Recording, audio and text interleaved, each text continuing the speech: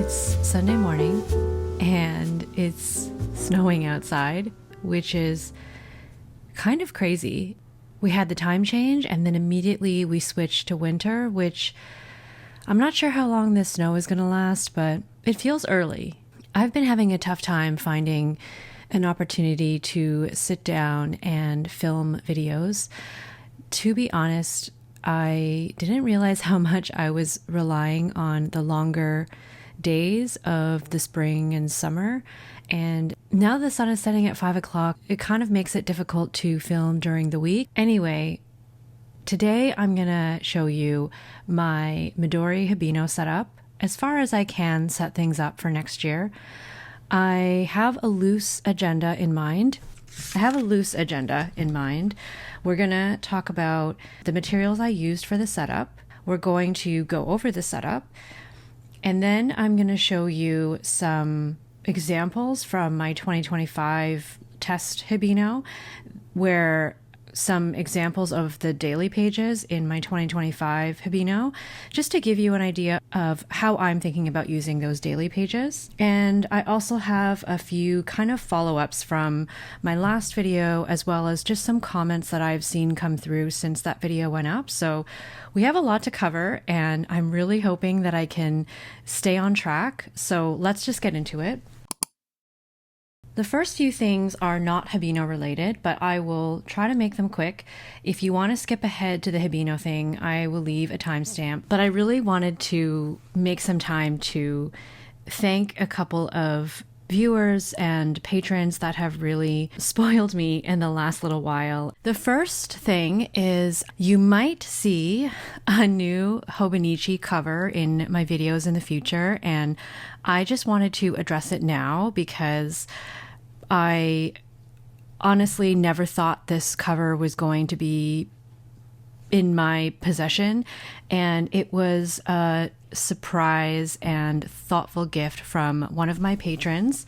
They asked to be anonymous, so if this person happens to be watching this video, I just want you to know how grateful, and I'm not even sure if I could accurately convey how much this gift meant to me.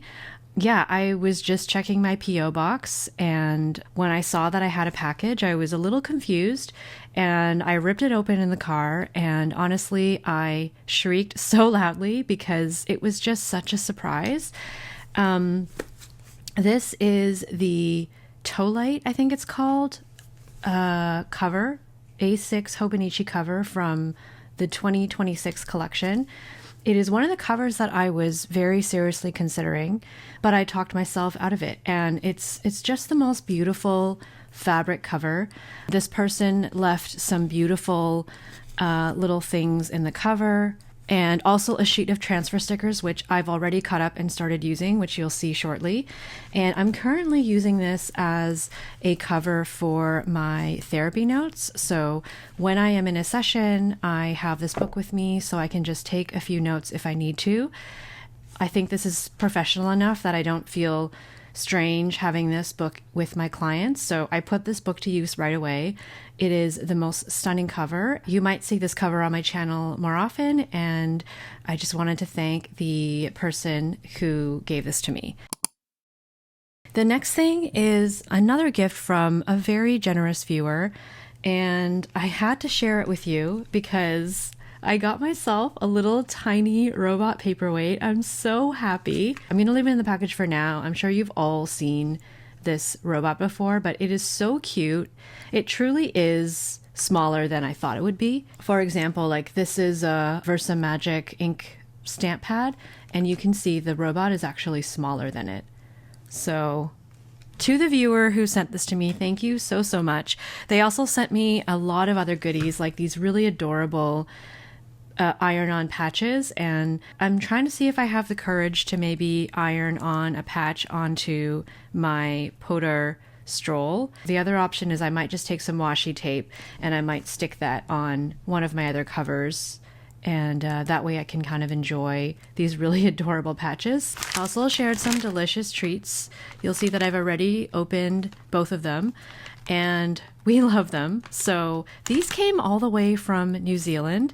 I love how global this community is. And yeah, these are delicious. Obviously, I love black licorice, and my partner loves these.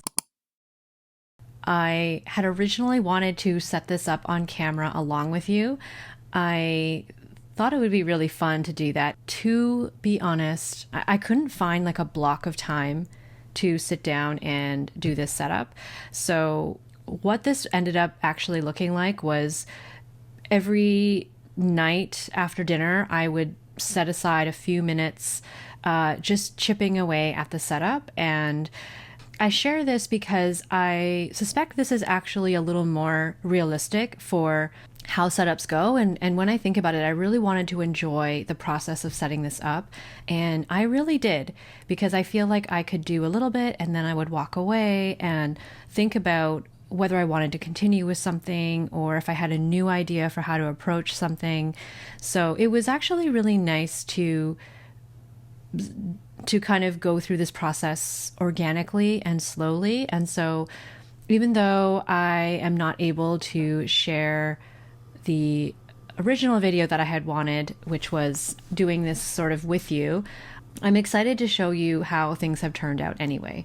So as for materials, I thought I would just share the materials that I used for this first, and then we'll do a flip through. So material wise, so the first one was this yellow ruler. I use this all the time in my setup, and I talked about this in another video, but I like it because it is flexible. So with the Hibino being a thicker book, if I was in different sections and it wasn't lying exactly flat, I could bend this to make sure that I could keep a straight line. So this was essential to my setup. I also had these mild liners, and I've been using these all year. And I also used my clips when I needed to hold things down. And then this is the correction tape that I used. It's called Whipper cream tape. It's a 4mm cream tape. I think if there is a 2.5mm cream tape, that would be ideal, because that's how big the grids are in the Hibino, but I'll look for one when this runs out. But this one worked fine. The other things that I used were my Benu Euphoria and my Platinum 3776, and I talked about these in my like everyday pens video that I had done a little while back. This is a stub nib, and I'll show you when I flip through this. I inked this up with Sailor Shikiori Tokiwa Matsu, and that's what I used for the whole setup. And then this is a Platinum 3776 with a fine nib, and this was inked with Diatramentus Document Sepia Brown, and that is what I used for the entire setup. So those are the two colors that I ended up choosing. I did some stamping, which you'll see shortly, and these were the two stamps that I used. I got Jumbo Java and Gingerbread, and I actually mostly used Jumbo Java, but a couple of times, because I was doing this sometimes at night, I just wasn't paying attention and I grabbed this one instead. So you'll see a little bit of both in my setup, and I think that's fine. I also used this stamp set. I have had this for years, and sometimes I get tempted to buy other alphabet stamps, but I guess I just stick with this one because I've just had it for so long and it does the job. I think in the future it would be nice to explore doing my own lettering.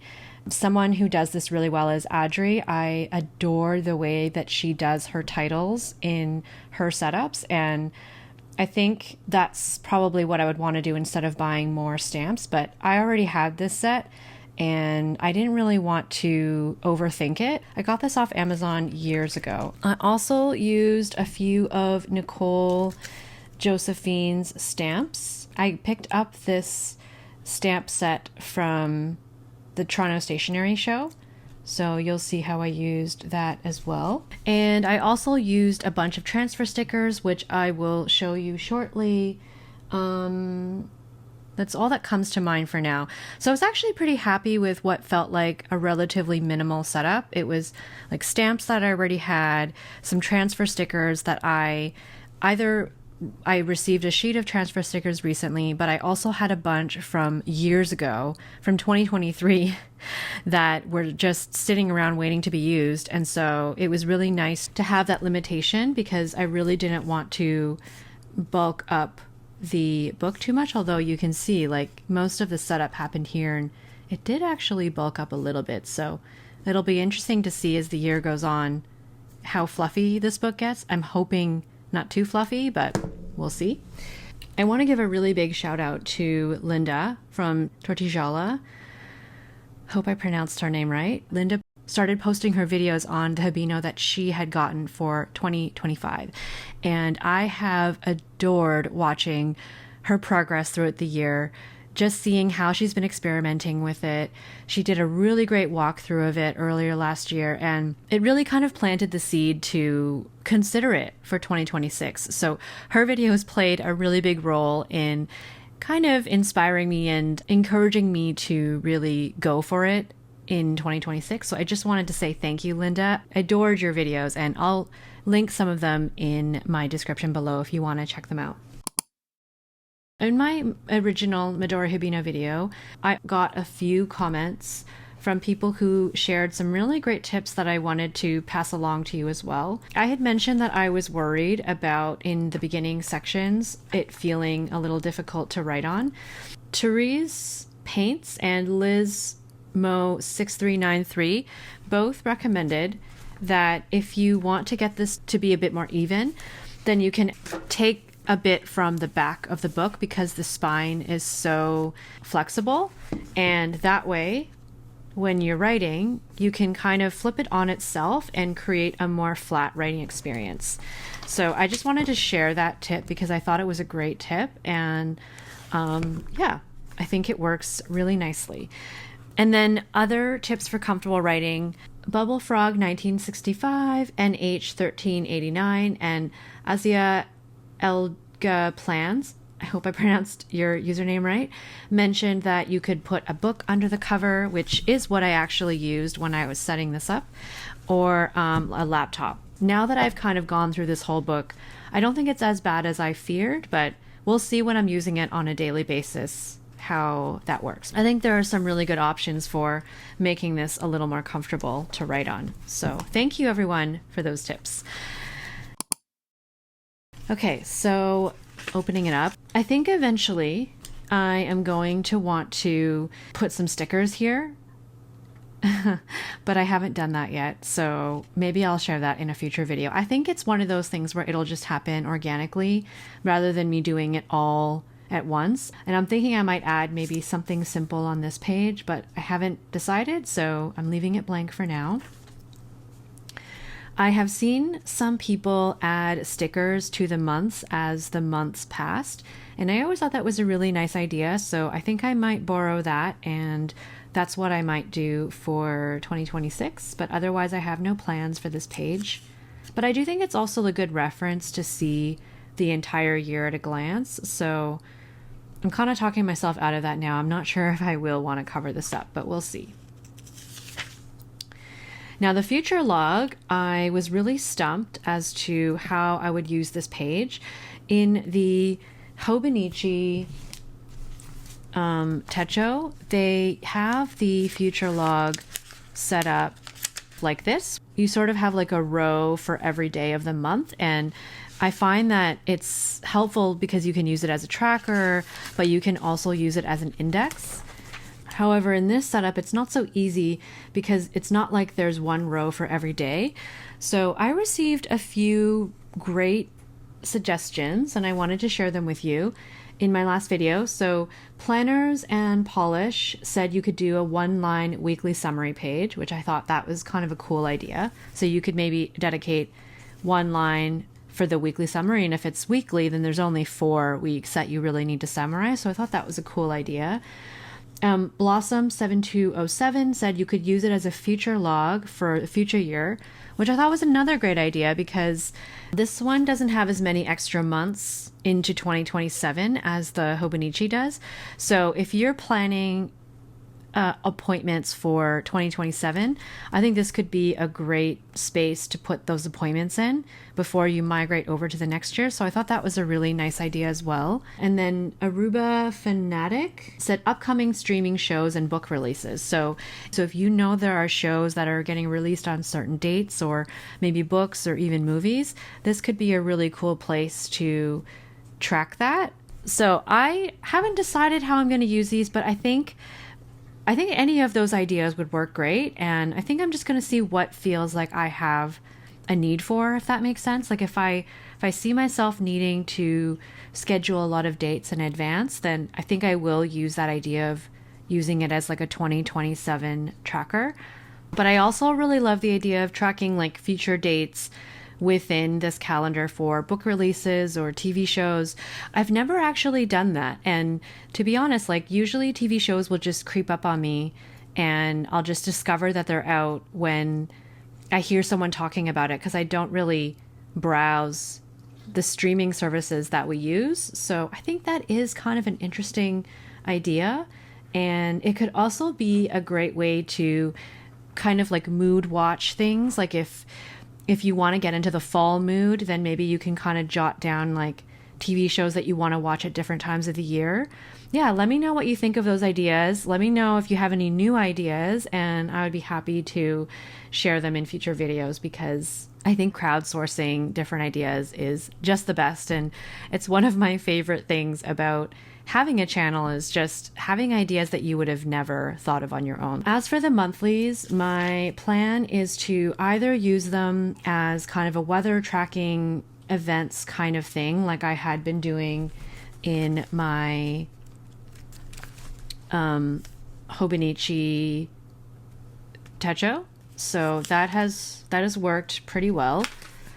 Or I might use this as an index. So OBG also said that they use the monthlies as an index, and I was thinking that would be a great idea as well. I did experiment with maybe using this side column as the index. So if there's anything in my daily pages that I want to recall, then I could potentially put them on this side. And that is something that I still might do, because I had also thought about using this bottom space, but not every month has that space available. Yeah, so like say in August, I wouldn't be able to use all of this space. So I haven't decided yet, but when January comes, I'll probably do some experiments and we'll see what happens in the monthly. So no major setups there. The first kind of official like setup page, I guess, is the steps and workout tracker. And this is my version of this page in my Hobonichi A6. So very similar, where I track all my steps, and then I highlight things in brown when I did a run that day, and then I highlight things in green when I did a strength workout that day. And that was originally a layout that I copied from my Hobonichi weeks. And I just really like this layout. Like, I think it's a great year at a glance, and I've always been a fan of it. So I recreated it in my Midori Hibino, and I'm really happy with how this turned out. Obviously it took some time, but this happened over many days. Like first I figured out the spacing, and then I kind of walked away, and then I did all my titles with my stamps, and then I did the days. I'm really happy with how this turned out, and I think it's going to be really fun to see it filled up at the end of the year. I did use the correction tape on the side, so you can see like on future dates there is this timeline, and I found it distracting, so I used the correction tape. And because I did this for quite a few pages, it did kind of add like just the slightest bit of bulk. So I'm kind of wondering if I could do this again if there was a cream or ivory colored Posca marker that I could use instead to white that out, because that's what I did in my Hobonichi weeks. I have a white Posca marker. I kind of looked into seeing if there was a cream ivory one, but I didn't want to just buy one without trying it out. So I think in the future, maybe I'll go to a store and test it out. And I wonder if that would eliminate the need for adding correction tape. And I think that might be even less like bulk that I could add to a page. The reason why I'm using some of these earlier pages is because this Hibino doesn't really have a lot of notes pages. Like in the Hobonichi Techo, there's quite a few notes pages in the back that I was using, and unfortunately this one doesn't have that. But I did notice from previous years that I rarely ever use the first few days of January, because usually we have a few days after January 1st off of work, and I'm sort of still in vacation mode. So I figured I could kind of sacrifice the beginning pages of January to use as some of these trackers. And I also think it's nice having them all bunched together in the front of the book, because they'll just be easier to find that way. So this is my first one, my steps and workout tracker. And then these are some of those transfer stickers that I added in as well. And I still have a lot of space down here. I'm not sure what I'm going to use it for, but in my other tracker, I had things like my high, low, and average of the month. So I might do something similar down here. Or maybe I'll just decorate it. If you have any ideas, let me know. So the next page here is my symptom tracker, which is basically this recreated. So the way that I set this up is I track my anxiety, sleep, and skin, among other things, throughout the year. And I do that on a weekly basis. Like I was doing it in my Hobonichi weeks. And then when I switched everything over to my A6 Techo, then I started doing it on Sundays. So I track these on a weekly basis, which I find is very manageable. And then when I have time, I will fill out this year at a glance symptom tracker, where I will assign a large colored dot for a certain rating. So for example, if I'm looking at anxiety and I rate my anxiety as anything that's 8 or higher, that's a big colored dot.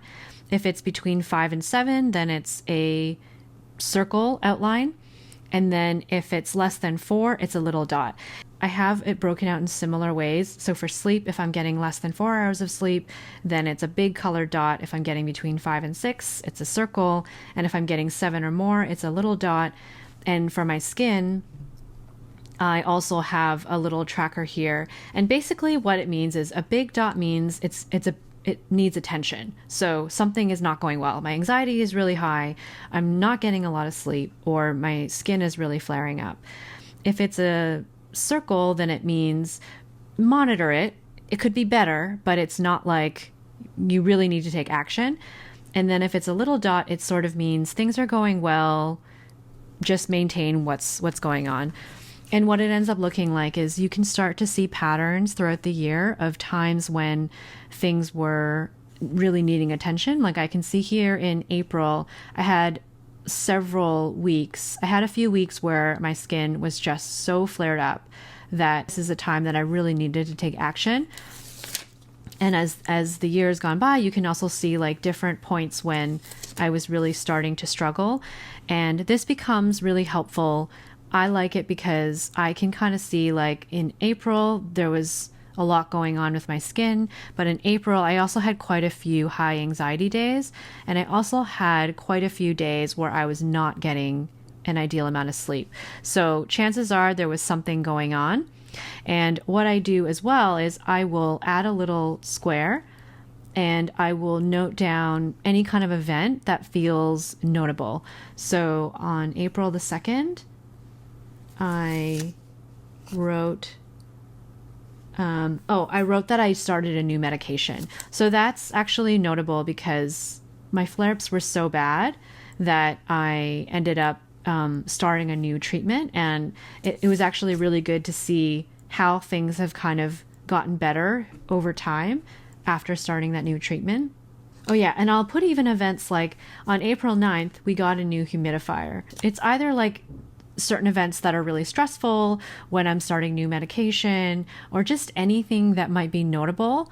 Like for anxiety, if there's anything that's going on maybe at work that might cause anxiety spikes, I just like to kind of track that on a year, like on it overall as a year. So that's kind of what I've done here is I'm going to have my chart here, and then any events that I want to remember, I'm going to have on this page. And I think this is going to be enough space for my notes. Looking at how I used it this year, I haven't even exceeded like this much space. I did leave a blank page if I needed to add anything more. So I think this is going to be enough, but if it's not enough, then I'm sure I can dedicate another page in this book as like a continuation. Down here, I have these little legends framed in one of Nicole Josephine's stamps. So that was this one. I thought that was really cute. And then we just have a bunch of these Pion transfer stickers. And I've had some of these for years, so it's actually been really nice to just be able to use them. Okay, next we have my favorite meals and my recipe log. So the way that I'm thinking about using this page is over here. This is something that I did in my meal planning Hobonichi. I used to use the My 100 page to write down my favorite recipes. So when I'm meal planning, if I need some inspiration or I need some quick ideas, then I have a list of things by season that I know I like to make. And this is so helpful because for me, it's like out of sight, out of mind. And I can be kind of a creature of habit where I might make the same meal like weeks on end and I'll just forget about everything else. So it's really nice to kind of have this list to sometimes just look at and be like, oh yeah, I haven't made like this chicken soup in a really long time. Or earlier this year, a viewer shared their super stuffed miso soup and it's the best soup. I think I was making it every meal planning sprint for a few months. And then once the weather got warmer, I stopped making it. And now that it's starting to get cold outside again, I saw this and I thought immediately, oh, this is one of my favorite recipes. So I actually did put this on the meal plan for this next week sprint. And I'm just so glad to have this reference list. So yeah, I've just kind of broken it up by spring, summer, autumn, winter. And sometimes I do pull from different seasons. And then over here, how I'm thinking of using this page is if I log a recipe, because sometimes I do log recipes. Yeah, so I have a recipe in here that I copied out and it's awesome. So if I copy down recipes in my book, I can just put the date that it's logged, like the date that I actually copied the recipe down in, and then the name of the recipe. So that way, if I need to find it again, I can use this recipe log. And if there's any new recipes, I can put them here. And what I also think I can do is, I can kind of add to this as the year goes on, but I'll only really add it if it's a favorite. So this will just be all recipes I try. And then this will just be like something that I really want to bring into the new year. So that's how I'm kind of seeing these two pages working together. And I left this page blank because every Sunday I've decided to designate that to being my page that I currently use as my weekly supplement. And I wasn't sure if I would want to use that on January 4th. So I kept it blank. It can either turn into another collection or it could turn into another sort of like indexing page. Or if I need it for actual planning, then I have this page here. I still think I'm not going to be doing a ton of like major planning at this point in the year, but I kept it blank just in case.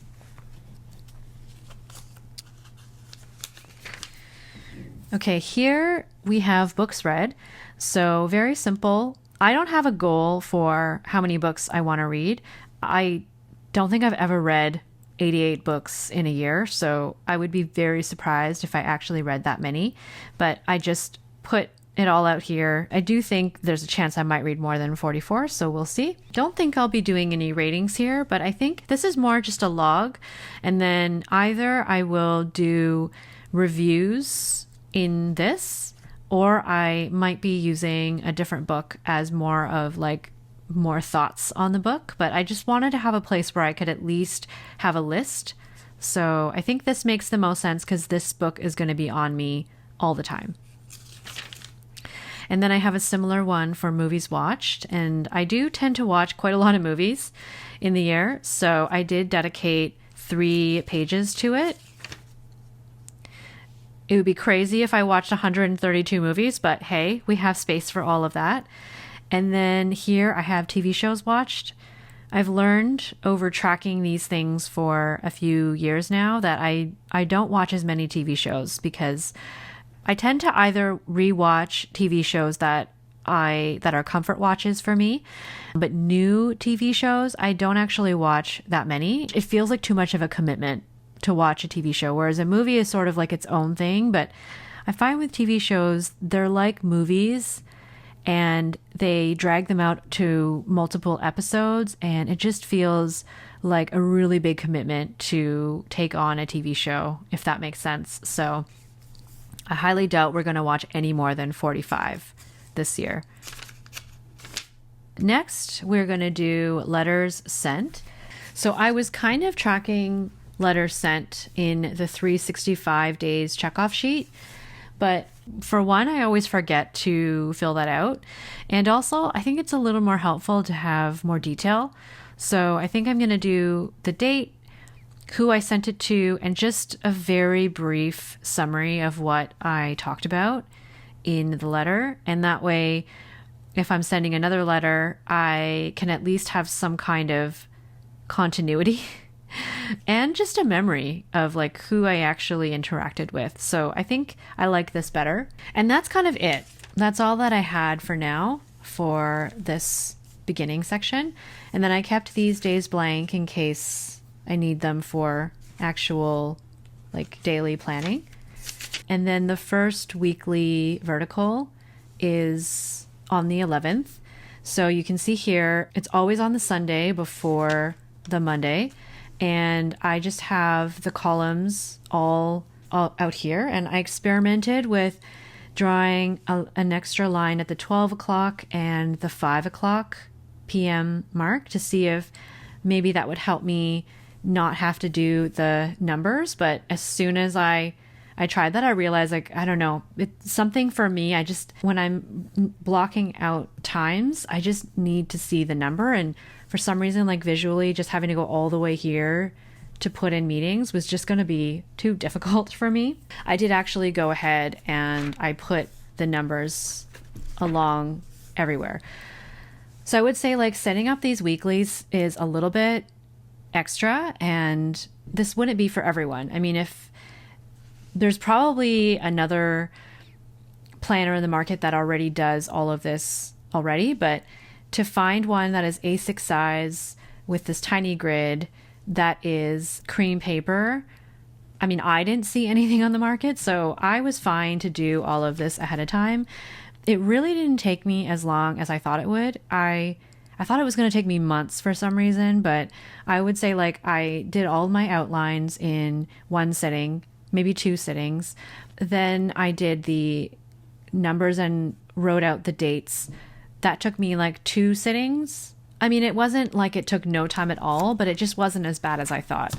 So anyway, I'm so glad that's all done because now I just feel like I can use it and I don't have to set up my weeks as I'm getting to them.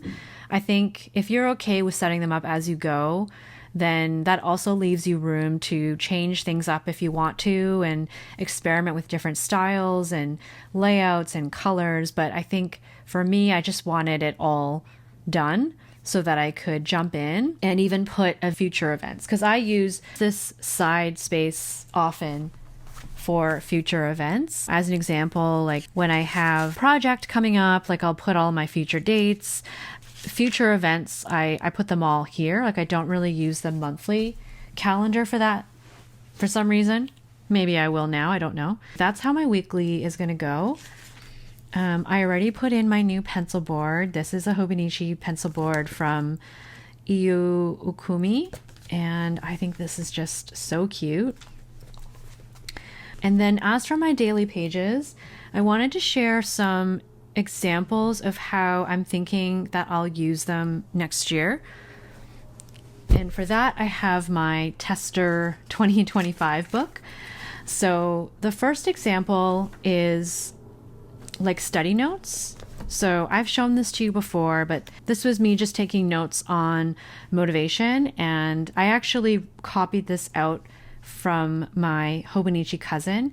And all of this was on like 2 pages of my A5 Hobonichi cousin. And it blew my mind that I was able to copy it verbatim and it didn't even take up the full 2 pages. So I thought that was really cool.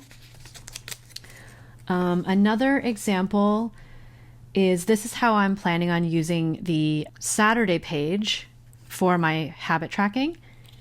And I actually experimented with using a Pilot Parallel to highlight as a highlighter, because I realized that my Pilot Parallel is a 2.4 millimeter size, and I put one of my lightest inks. This is Ferris Wheel Press Lady Rose, which I've previously said that I struggle to use because it's quite a dry ink and it's very light, so it's not always legible in certain pens. And so I actually wondered, like, could I use it as a highlighter? And this was just a test. I think it might be a little bit too dark to see, but this is an example of laying down the ink and then blotting it, so it does end up getting a lot lighter.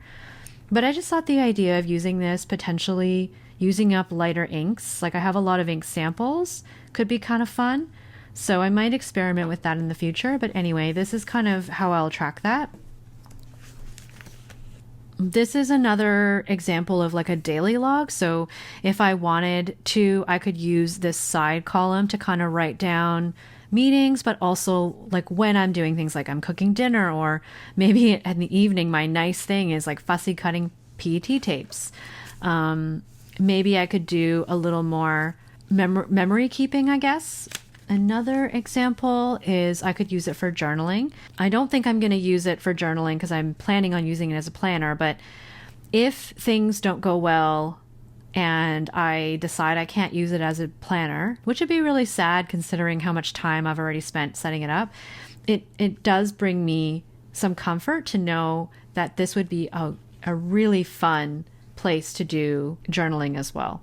So this is just an example of what it might look like. So I think this is the more like realistic approach to how I'm probably going to use it, which is I'll probably put down my meetings over here, very similar to how I do it here, where I kind of write down my meetings for the day and then I have my to-do list. So I might do the same over here, or I can make use of this, the fact that there's a 24-hour timeline, and I could actually just block off my meetings. That way I'm not always having to flip to my weekly page, because I like to plan in weekly. When I'm actually in my day, then I'm more so just focused on what's going on that day. That's what I would do on the side. And then the really cool thing about having this much space, which I'm quite excited about, is I could potentially use this as a meeting summary. So if I have a meeting at 10 a.m. and I color code that as green, then I can kind of put the green here, and then any sort of takeaway or thing that I want to remember about that meeting, whether it's business or whether it's personal, I can do like a really quick summary here. So that's really cool.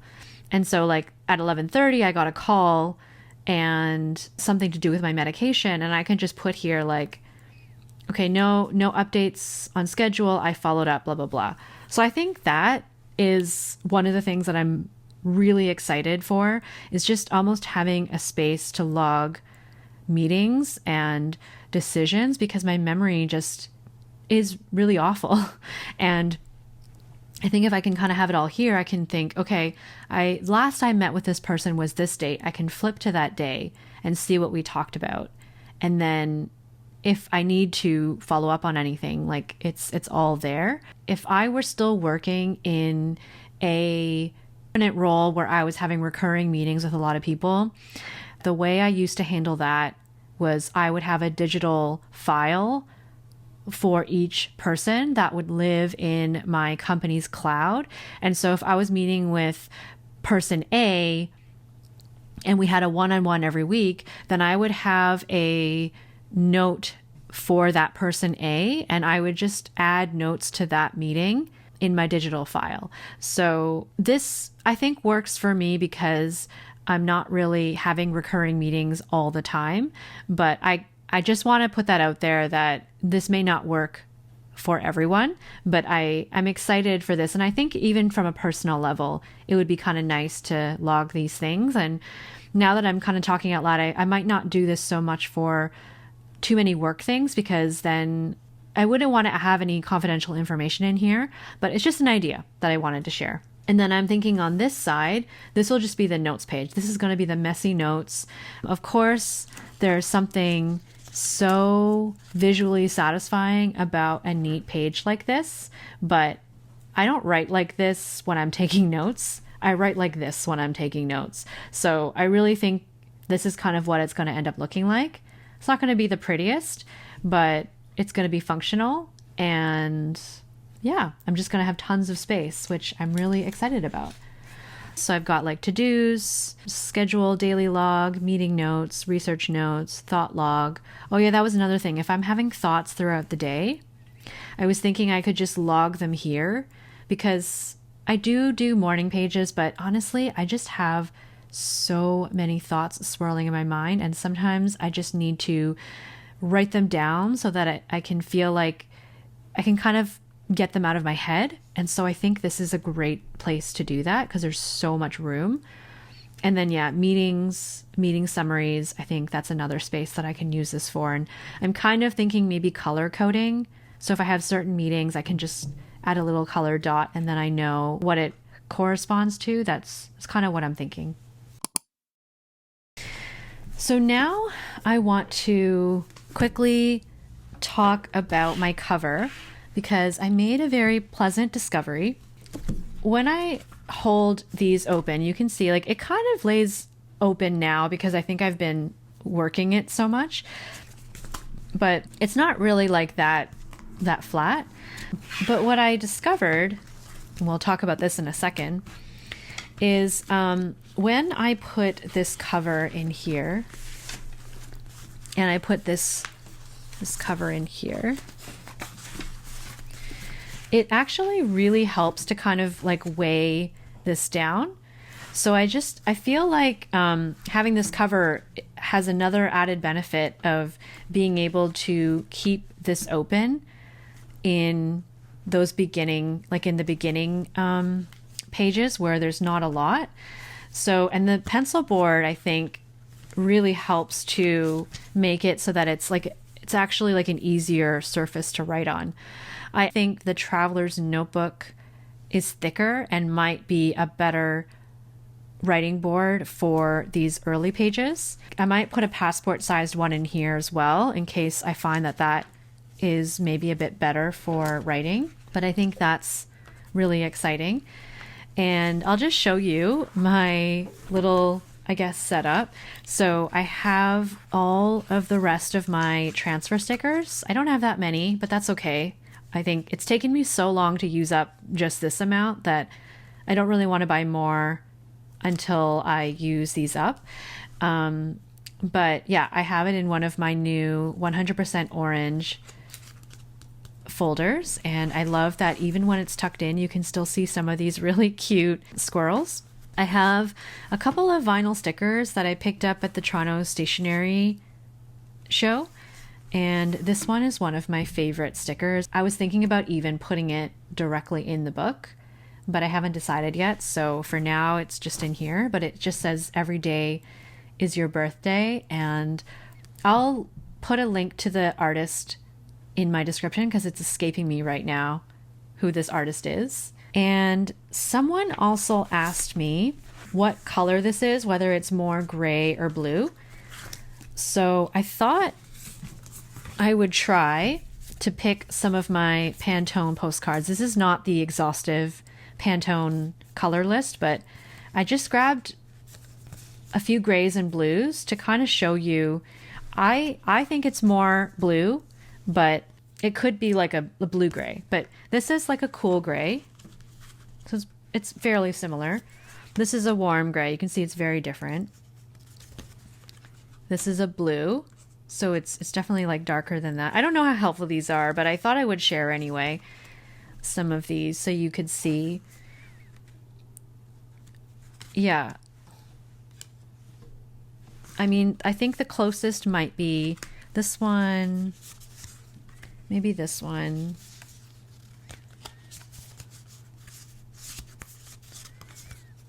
So yeah, out of the cards that I have, I suppose the grays are the most similar. You can interpret that as you want to. I still see it as like more of a blue, but I can see it being a gray. This was also in my little package from the viewer that sent me the tiny robot. And I think this is perfect for using as a blotting paper for my Hibino. So that's what I'm going to do. I'm going to use it in here. I have this. This is not blotting paper. This is a like an index card that I just cut down to fit the A6. And I mean, it's worked fine, honestly, but I think this is really cute. I might retire this and I might use this for next year. So I'm going to pop my blotting paper in here. I'm going to put my transfer stickers in here. Someone said that when they put their pen here, it did kind of cause some of this to warp a little bit. And so I really don't want that to happen. So I think what I'm going to do is for my Pilot Vanishing Point, I think I'm just going to store it in my zipper pocket. So that way, when I close this, it's not tight around here. And I'm not going to have to worry so much about like ruining this. And then if I need it, it is a few extra steps to grab the pen. So, I mean, over time, if I get annoyed, maybe I'll just try to pop it in here. Or I think someone also said that they maybe put the pen here.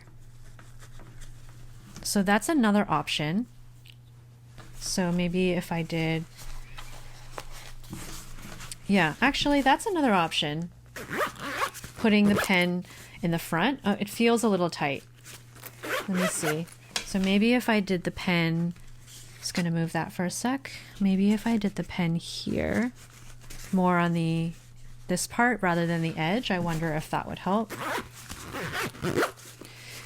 I mean, it fits.